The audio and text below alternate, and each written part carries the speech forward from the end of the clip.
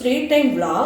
இன்றைக்கி நம்ம பார்க்க போகிறது பரங்கிக்காய் அடை. வேணுங்கிற இன்க்ரீடியன்ஸ் எல்லாம் இங்கே வச்சுருக்கேன், வாங்க பார்க்கலாம். இது பச்சரிசி. நான் ஒரு ஆழாக்கு நல்லா 2 தடவை கழுவிட்டு ஊற வச்சுருக்கேன். இது கிட்டத்தட்ட ஒரு 4 மணி நேரமாவது ஊறணும். இது பரங்கிக்காய் 100 கிராம். இந்த அளவுக்கு 100 கிராம் போதும். ஒரு தக்காளி, ஒரு வெங்காயம், 2 காஞ்ச மிளகா, இதோ இவ்வளோ தேங்காய், ஒரு 4 பத்தை இருக்கும். எப்படி பண்ணுறதுன்னு பார்க்கலாம். இந்த பச்சரிசிலேருந்து தண்ணியெல்லாம் வடிச்சிட்டு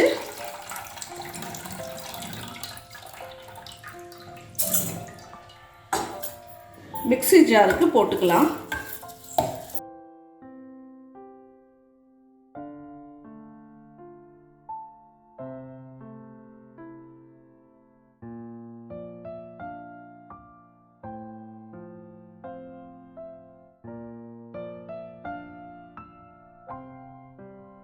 இது கூட இந்த காஞ்ச மிளகாய் 2, தேவையான அளவு உப்பு, இந்த அடைக்கு தேவையான அளவு உப்பு போட்டுக்கோங்க. இப்போ இது அரைச்சிக்கலாம். ஒரு ஆழாக்கு பச்சரிசி, உப்பு, காஞ்ச மிளகாய், அவ்வளோதான் இதில் போட்டிருக்கோம்.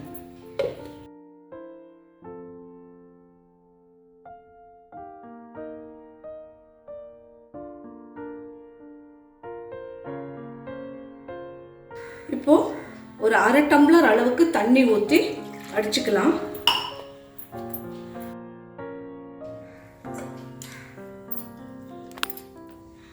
இப்போ பாருங்க, நல்லா அரைஞ்சிடுச்சு. இப்போ நம்ம இதை ஒரு பவுலுக்கு, மிக்சிங் பவுலுக்கு மாற்றிடலாம்.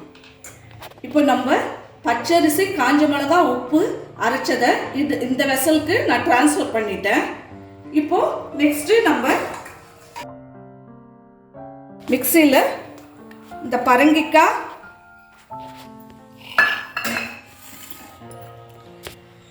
இந்த வெங்காயம், தக்காளி, இந்த தேங்காய், வேணும்னா உங்களுக்கு ஃப்ளேவருக்காக கொஞ்சம் ஜீரகமும் ஆட் பண்ணிக்கலாம். இப்போ இதை நம்ம மிக்ஸியில் போட்டு அடிச்சுக்க போகிறோம்.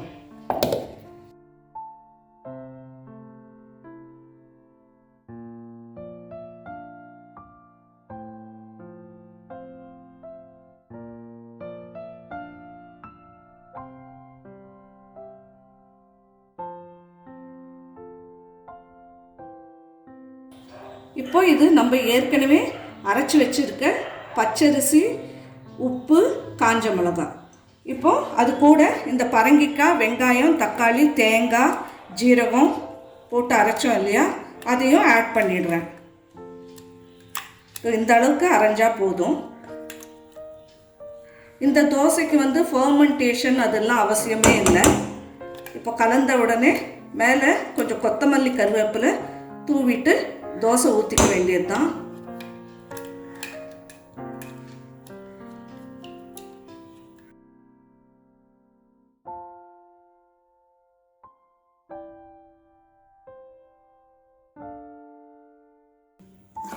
நல்லா கலந்து விட்டுக்கோங்க.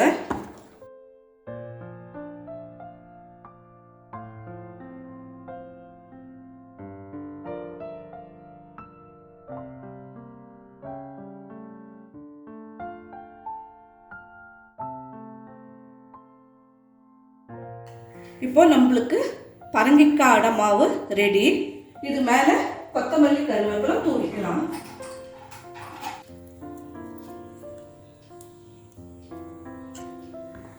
இனி நம்ம தோசை ஊற்ற வேண்டியது தான். இப்போ ஸ்டவ் ஆன் பண்ணிக்கலாம்.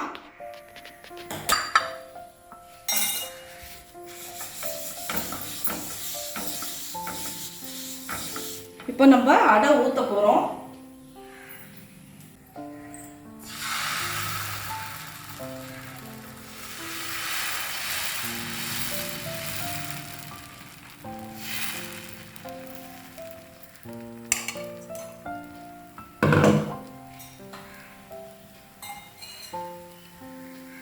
எண்ணெய் சுற்றி ஊற்றிக்கலாம். ஒரு லிட்டு போட்டு மூடி வைக்கலாம். இப்போ திறக்கலாம்.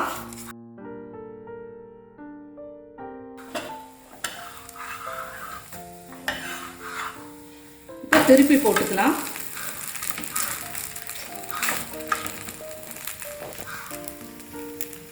இந்த பக்கமும் ஒரு 2 செகண்ட்ஸ் அப்படியே இருக்கட்டும். அப்புறம் எடுத்துடுவோம். இந்த அடை ரொம்ப டேஸ்ட்டாக இருக்கும். அந்த பரங்கிக்காயோட ஸ்வீட்னஸும் ஜீரகம் போட்டிருக்கிறதால அந்த ஜீரக வாசனை, காஞ்ச மிளகா போட்டதால் காரமாகவும் கொத்தமல்லி கருவேப்பிலை வாசனையோடையும் ரொம்ப நல்லாயிருக்கும். இப்போ எடுத்துடலாம். பாருங்கள்,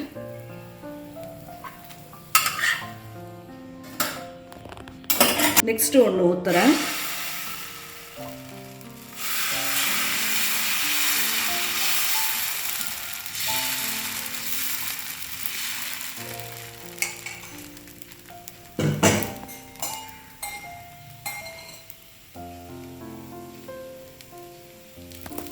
இதுவும் சுற்றி எண்ணெய் ஊற்றிட்டு மூடிடலாம்.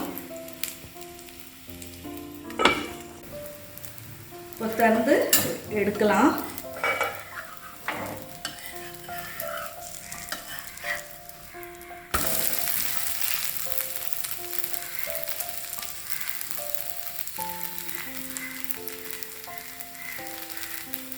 இந்த பக்கம் வெந்துட்ட பிறகு எடுத்துடலாம். அவ்வளோதான், நம்ம பரங்கிக்காய் அடை ரெடி.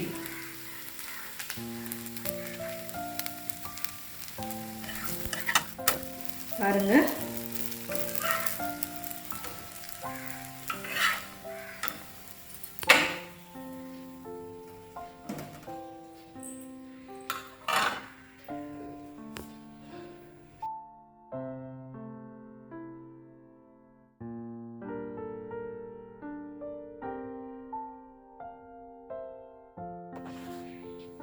இப்போ நம்ம பரங்கிக்காய் அடை ரெடி. நீங்களும் இதை ட்ரை பண்ணுங்கள். எங்கள் சேனலை சப்ஸ்கிரைப் பண்ணாதவங்க சப்ஸ்கிரைப் பண்ணிவிடுங்க.